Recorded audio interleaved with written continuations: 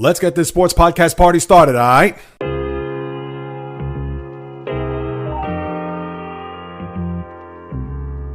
The JAYREELZ podcast. Saturday night, there was a little bit of hype.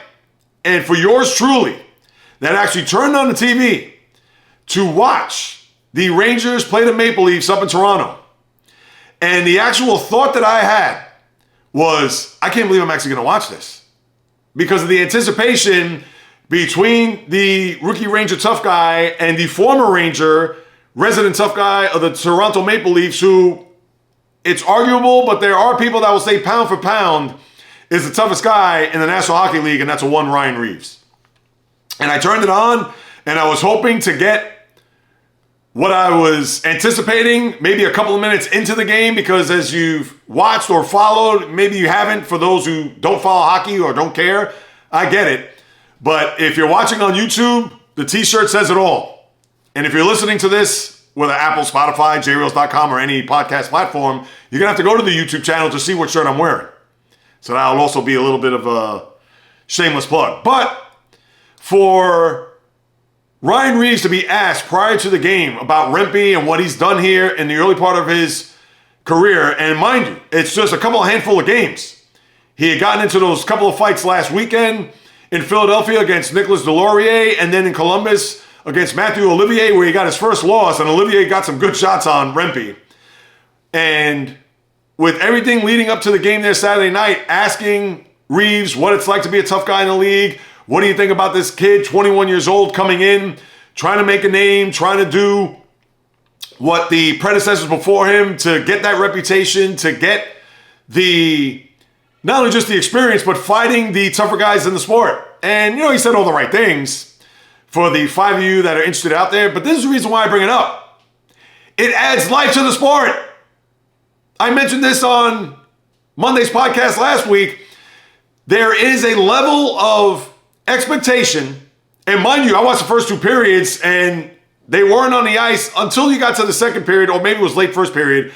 And then when two periods went by, and I believe the score was 2-2, I said, these guys aren't going to fight in the third period. And then what happens? They ended up fighting, and I'll get to that in a second.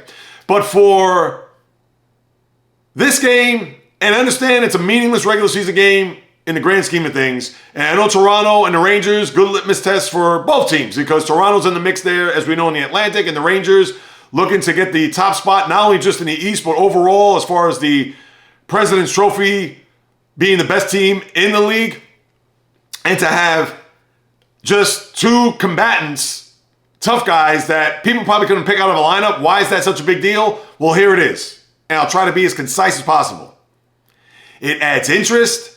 It adds that expectation that I mentioned, and an element that normally doesn't happen in a regular NHL regular season game. But on top of that, it brings you back to yesteryear. Remember when Bob Probert fought Ty Domi the first time, and I was in the building, February 9th, 1992, how they went at it, and then you had a whole offseason. Everybody looked at the schedule for the 92-93 season, and December 2nd, 1992, it was circled. Red Wings coming to the Garden to play the Rangers. And 46 seconds into the game, what happened? One of the best fights you'll ever see, one of the great fights of all time. Look it up on YouTube. Bob Probert, the GOAT, no ifs, ands, buts, babies about it, against Ty Domi. And you be the judge and get back to me in the comments. And I get it, the NHL stepped in. Oh, we don't want this to be a sideshow. Oh, if this is going to be a situation where the fight or even the pregame, they had to even go to these guys to tell them, you got to temper this down. Nonsense. Any type of,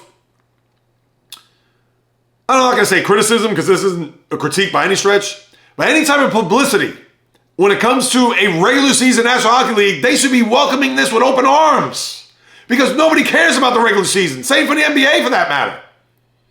And to have what happened there Saturday night, and I thought, even at the time, the Maple Leafs, I believe, it was 2-2 the score, and with about less than 6 minutes to go in the game.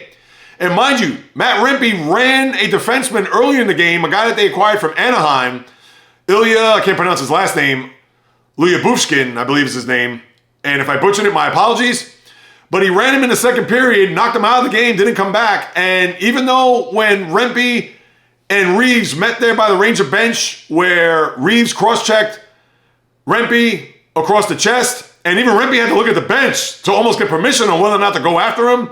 And I get it, it was at the end of his shift too. It wasn't right off the face-off where guys are fresh right off the bench, ready to go. But what you saw there, center ice, the gloves drop, face-off, man, that's a sight to see.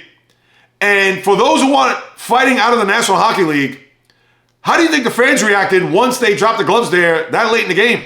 I didn't hear any boos. I didn't hear people running to the exits, and I didn't hear people turn their backs, and the building was in complete silence. So if you mean to tell me that fighting is a detriment to the sport, you're off your rocker. And people want to talk about entertainment. Well, sports are entertainment. Well, guess what? When you have these resident tough guys in the league, part of the entertainment comes from their physicality. Now, is this going to be sustainable? Because I've held out a little bit of hope to think that Rempe and this, I'll say this resurgence. Now, this may be a comet in the sky when it's all said and done, and deep in my gut, that's probably going to be the case. But maybe could GMs just think twice about keeping a roster spot open for a resident tough guy? Now, based on a comment that I got on my Instagram feed, somebody told me, and although he's making a lot of sense, I'm trying to get a little bit more information from this guy because I maybe even have him on the podcast, but he said that even going back to junior, they're not teaching, or I don't want to say breeding, that's too strong of a word, but they're not having the young guy come through the ranks, junior hockey in Canada, as the tough guy, meaning that his job is strictly to be a policeman on the ice to protect his teammates, players, etc. And I understand the game has evolved to a point where that NHL, the 70s, 80s, and 90s, it is the Ice Age, or maybe even the Stone Age, any age. It's long past in our deepest rearview mirror, and the genie's already out of the bottle. So the sport is going to be what it is. But it's added that infusion of excitement. I anticipate watching a Ranger game, and I hate the Rangers. And if you haven't watched, I put up a vlog about it when I went to the Stadium Series outdoor game 2 weeks ago yesterday, detailing my disdain for the Broadway blue shirt. So you definitely got to watch that.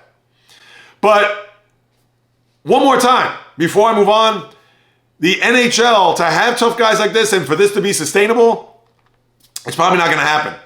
I would only hope that for whatever the reason, owners, GMs, they'll come together and say, hey, maybe we should have a tough guy on our team.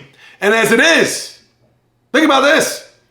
The Devils, with the trade deadline this coming Friday, they acquired Curtis McDermott from the Avalanche to bring in that element based on what you saw there at the Prudential Center, what was it, a week ago this past Thursday, where he elbowed Nathan Bastian. Random, he got a match penalty, and even though Bastian fought Jacob Trouba later on in the game, but now you bring in McDermott, who's been a known tough guy for many years, LA Kings, Colorado, etc.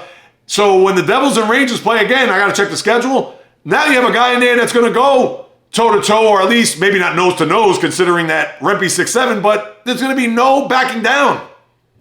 It's part of the sport, like it says on the t-shirt.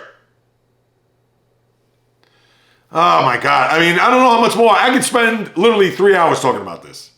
And I'll pivot from here. But to me, the element of the tough guy, of the just fighting, the intimidation, the physicality, the sending a message, and I don't want to hear, oh, that's Neanderthal, that's prehistoric. Come on, JAYREELZ. The game has evolved since then. Well, yes, I understand that there's going to be rules implemented with the instigator and all this nonsense, which I couldn't stand. That's going back to the 80s when they implemented that rule. But unless they're going to get rid of it altogether, and really they've already phased the tough guy out of here, unless they're going to get rid of it altogether, then don't have it. Then it won't be a discussion. But you still have guys out there, and that's why Rempe has put this back on the map, at least for right now. Is it going to have any legs? I sincerely doubt it. But it remains to be seen.